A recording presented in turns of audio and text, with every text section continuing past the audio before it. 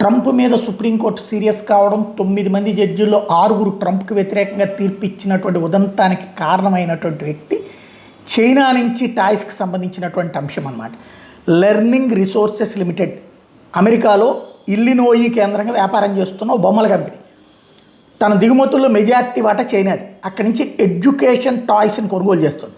Trump రెండోసారి అధికారంలోకి వచ్చిన దగ్గర నుండి మిత్రదేశం శత్రుదేశం అనే తేడా లేకుండా భారీ స్థాయిలో పన్నులు వేయడం, దాంతో ప్రపంచవ్యాప్తంగా 10 దేశాలను దిగుమతులు చేసుకున్న కంపెనీలకి ఆ విధానాలు పెద్ద దెబ్బైంది. అట్లాంటి అయోమయ పరిస్థితులు అధ్యక్షుడి నిర్ణయాన్ని వ్యతిరేకిస్తూ ఈ లెర్నింగ్ రిసోర్సెస్ యజమాని రిక్ వోల్డెన్బర్గ్ లాస్ట్ ఇయర్ ఏప్రిల్లో సుప్రీంకోర్టు ఆశ్రయించాడు.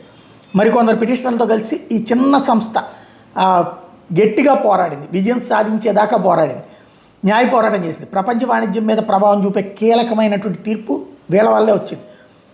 ఇప్పుడు ఇన్ని రోజుల ఉత్కంఠకు ఇబ్బందికి తీర్పు ఊపిరినిచ్చింది. ఇక ఈ ప్రభుత్వం నా దగ్గర నుండి తీసుకున్న దానికి రికార్డు ఉంది, నా డబ్బులు నాకు తిరిగి ఇచ్చేయండి, నేను చేసింది రాజకీయపరమైన పోవటం కాదు, ఇది పన్నుల గురించి చేసింది, పన్నుల రూపంలో చెల్లించాల్సిన దానికంటే అమెరికన్లు అదనంగా కట్టారు, ఒక దేశం తన ఆదాయాన్ని పెంచుకోవాలంటే దాని మీద చట్టసభ సభ్యులు చర్చించుకోవాలి అంటూ ఈ పిటిషనర్దారులో ఒకడైనటువంటి వోల్డెన్బర్గ్ ఈ సందర్భంగా ఓపెన్గా స్టేట్మెంట్ ఇచ్చాడు.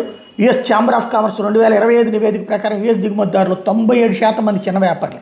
వాళ్ళు ఏటా సుమారు $868 బిలియన్ విలువైన ఉత్పత్తుల్ని అమెరికాకి తీసుకొస్తున్నారు. ఈ ట్యాక్సెస్ వల్ల మనుగడకు ముప్పని ఆ నివేదిక అప్పట్లోనే ఆందోళన వ్యక్తం చేసింది. కంపెనీలు తమ తయారీ కేంద్రాలను అమెరికాకు మార్చేందుకు ట్రంప్ ఈ పని చేశానన్నాడు. చైనా బొమ్మల తయారీ కంపెనీలో భద్రతా ప్రమాణాలు పాటిస్తూ నిపుణులైన కార్మికులు విధులు నిర్వర్తిస్తుంటే చివరికి అట్లాంటివన్నీ చేయడానికి ఎన్నేళ్ళు పడుతుందో చూసుకోకుండా ఇట్లా ట్యాక్స్లు వేసి మమ్మల్ని వేధించారన్నటువంటిది వీళ్ళు చెప్తోంది. ఈ ఒక్క చైనా వ్యాపారస్తుడి పోరాటం అమెరికా అధ్యక్షుడికి ఎదురు శరాఘాతమైనటువంటి పరిస్థితి.